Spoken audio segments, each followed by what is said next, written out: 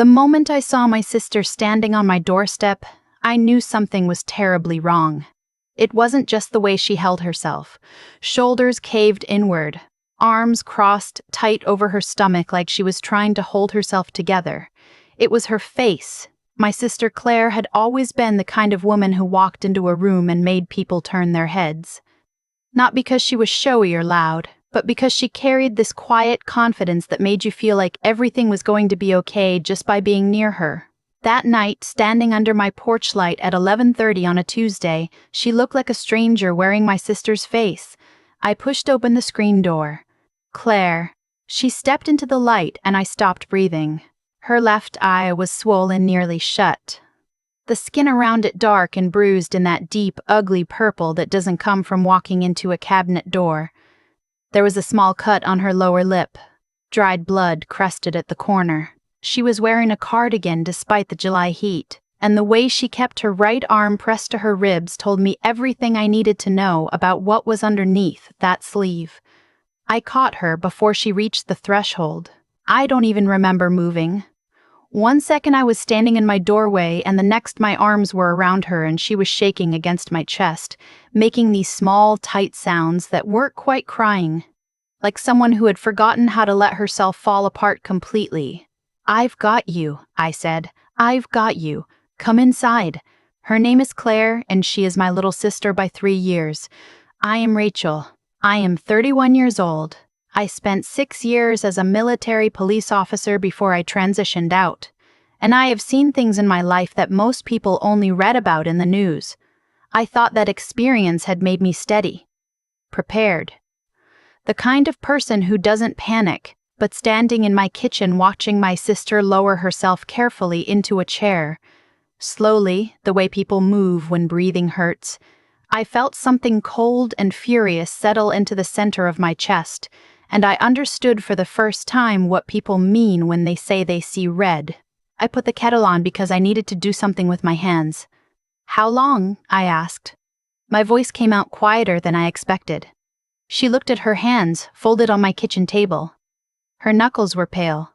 "Claire, how long has he been doing this?" The silence stretched out long enough that I turned from the stove to look at her. She was staring at a spot on the table between her hands. "About 2 years, she finally said. "Since maybe 6 months after the wedding." I had to turn back to the stove. I had to stand there for a moment with my hand on the handle of the kettle and remind myself that what she needed right now was not to watch me come undone. She needed calm. She needed someone who was going to hold it together. "Okay," I said. "Okay. Tell me everything." Her husband's name was Derek. I had never liked him. And I want to be honest about that, because some part of me had always wondered whether my dislike was just protective, older sister instinct or something more legitimate. He was charming in a way that required an audience, generous with compliments in public, quick with a smile, the kind of man who shook other men's hands firmly and remembered everyone's names. My mother adored him. My father thought he was solid. At the rehearsal dinner, he had given a toast that made half the room cry. I had sat in the back and watched his eyes while he gave that toast, and I had thought, he is performing this. But Claire loved him. She lit up when he walked into a room. She laughed differently around him, freer, louder. And I had told myself that my instincts were wrong, that I was being unfair, that sometimes the most protective thing you can do for someone you love is step back and let them be happy. I'd been stepping back for 2 years while my sister was being beaten in her own home. She told me everything that night at my kitchen table with a mug of chamomile going cold in front of her. It hadn't started with hitting. She was clear about that. It had started with words, small erosions. He didn't like the way she dressed when they went out with his coworkers. He didn't like the amount of time she spent talking to her friend Melissa. He thought she spent money carelessly, so he had suggested, and it had felt like a suggestion at first, that they consolidate their finances into a single joint account that he managed, just for simplicity, just to make things easier. By the time she understood what had been happening, she had no personal bank account, no credit card in her own name, no money she could access without asking him. She had stopped seeing Melissa. She had changed the way she dressed. She had changed the way she laughed. Quieter, less often, always with one eye on him to gauge whether it was okay. The first time he hit her, she had said something at dinner that contradicted something he had told a colleague that afternoon. She hadn't even known she was doing it. He had looked at her across the table, waited until the colleague and his wife had left, and then he had backhanded her so hard she fell off her chair. He had cried afterward. Told her he didn't know what came over him. Told her he was under so much pressure at work, that he loved her more than anything, that he was going to get help. She had believed him. She had believed him the second time too, and the third. By the time she stopped believing him, she didn't know how to leave.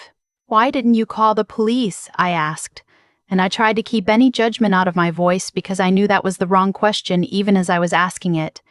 She gave a short, humorless sound. "He is the police, Rachel."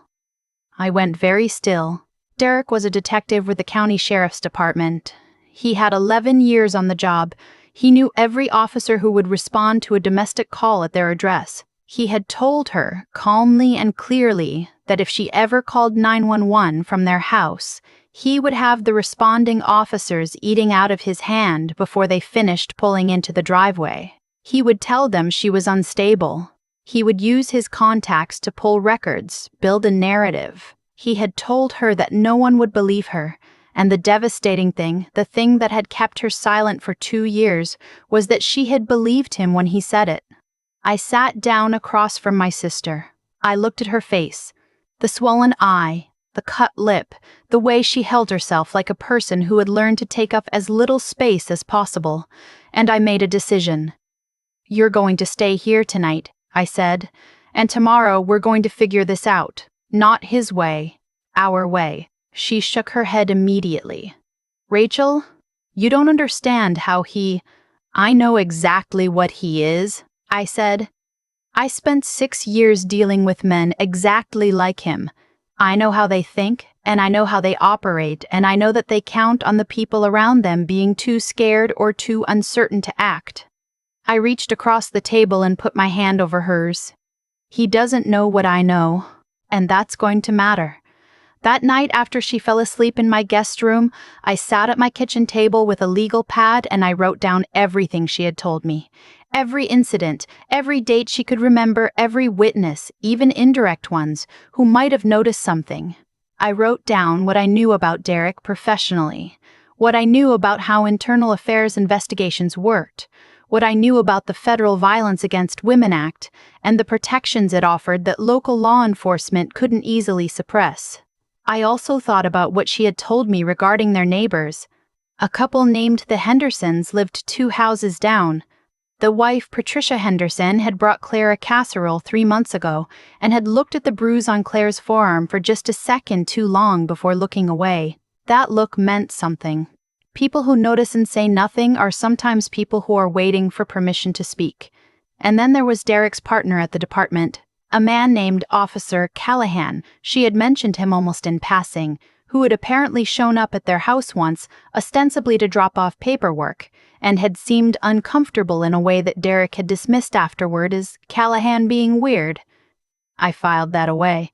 I had not planned what happened next. I want to make that clear, because I think the way people talk about these situations sometimes makes it sound like there is a clean, strategic decision that gets made, a moment where someone sits down and designs a plan. It was not like that. What happened was messier and more instinctive and driven, much more by the specific knowledge that the normal channels, the ones that exist precisely for situations like my sister's, had been deliberately closed off by the man who was supposed to be subject to them. Here's what I knew from my time in military law enforcement. Documentation is power. And Derek had spent 2 years making sure there was none. So I was going to create some. The first thing I did, 2 days after Claire came to my door, was drive to the courthouse in the next county over, not the one where Derek worked. And I had a conversation with a victim's advocate named Susan Marsh who had been doing this work for 22 years. I told her everything. She listened without interrupting. And when I finished, She was quiet for a moment, and then she told me that situations involving law enforcement perpetrators were among the most difficult and most underreported cases she encountered, and that the fear Claire had described was completely rational and well-founded, and that there were specific federal resources and specific legal pathways that existed precisely because local law enforcement couldn't be trusted to handle these cases without bias. Susan gave me the name of a federal victims advocate who worked with the U.S. Attorney's Office. She gave me the name of a domestic violence attorney who had experience specifically with law enforcement perpetrators. And she told me something I hadn't known, that under federal law, any law enforcement officer convicted of a domestic violence misdemeanor is prohibited from carrying a firearm, which meant that documentation wasn't just about getting Claire out. It was about ending Derek's career. That changed things. I spent the next week doing what I had been trained to do. I gathered information methodically and without emotion. I am not going to claim that I felt no emotion. Every time I looked at the photographs I had quietly taken of Claire's injuries before they faded, I felt that cold fury rise up again. But I kept it contained, because emotion that isn't controlled is just energy without direction. And direction was what this required. I visited Patricia Henderson. I told her who I was and why I was there, and I watched her face move through 6 different expressions in about 4 seconds. She asked me to come inside. She closed the door. And she told me that she had heard things, not seen, but heard, on multiple occasions when she was in her backyard in the evenings. She had never called because she didn't know who to call. She had been afraid of exactly what Claire had been afraid of. She agreed to make a written statement to the federal victims advocate. I reached out to Officer Callahan through a mutual contact, carefully, in a way that didn't reveal why I was asking about him until I had a sense of whether he was safe to approach. He called me back on a Saturday morning. He didn't say much, but what he said was enough.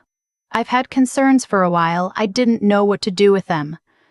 I gave him Susan Marsh's contact information and the name of a union representative who was independent of the county department. That was all I needed to do. He took it from there. Through the attorney Susan had referred me to, we filed for an emergency protective order in federal court, which Derek could not influence, and simultaneously began the process of reporting to the state attorney general's office, which had oversight jurisdiction over county law enforcement conduct. Derek received the protective order on a Thursday afternoon. I was told he had to be served at the department, in front of his colleagues, because he had left the shared home when Claire returned with me to collect her belongings earlier that week. I was told he stood there in the bullpen and read the document and then set it down on his desk very carefully. I would like to tell you that the system worked perfectly after that. It didn't. The system rarely does, completely. There were delays and complications and moments where the process felt impossibly slow. The county initially pushed back on the Attorney General's involvement. Derek hired a lawyer and made it difficult. But here is what happened. Ultimately, because of the documentation, the witness statements, and Officer Callahan's formal report to the State Oversight Board, Derek was placed on administrative leave pending investigation 6 weeks after Claire came to my door. The federal protective order held. 3 months later, he was formally charged with domestic battery and official misconduct. He was required to surrender his service weapon. He lost his job. He lost his pension. He stood in a courtroom and entered a guilty plea while Claire sat in the 3rd row and looked straight ahead and did not look away once. I sat beside her.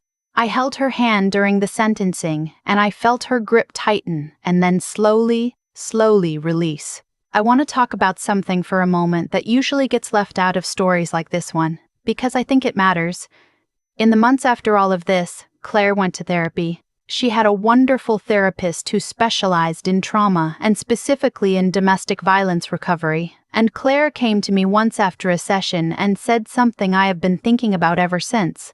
She said, "I keep trying to figure out when I should have known, and my therapist keeps saying that's the wrong question." She says people who do what Derek did are experts at making you not know, that it's not a failure of my judgment. It was his deliberate design. And she cried when she said it. Not the tight, contained crying of the night she showed up at my door, but real, open, fully surrendered crying. And I thought that maybe that was the most important moment in all of it.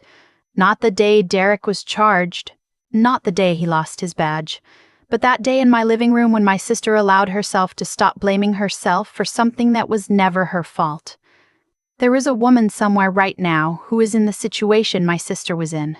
Maybe she is reading this, or listening, or it is being read to someone she loves. I want to say something directly to her. The fear you feel is real and it is rational, and it does not mean you are weak. The people who hurt you have worked very hard to make sure you feel alone. Because isolation is the first tool they use to maintain control. But they are not as powerful as they want you to believe. And there are people, advocates, attorneys, federal resources, who have spent their careers preparing specifically for situations where the local path has been closed off. You are not trapped, even when you have been made to feel that way. There is a way out.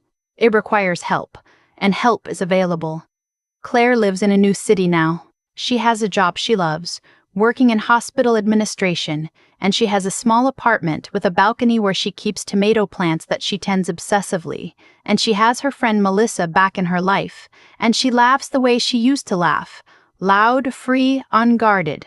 She called me last month on a Sunday afternoon, and we talked for almost 2 hours about nothing important. About her tomatoes and a movie she had seen and a man she'd met at a work event who seemed, she said, actually kind of normal, which is new. I laughed. She laughed. And I sat in my kitchen and I listened to my sister's voice coming through the phone, and I thought about that night she stood under my porch light looking like a stranger.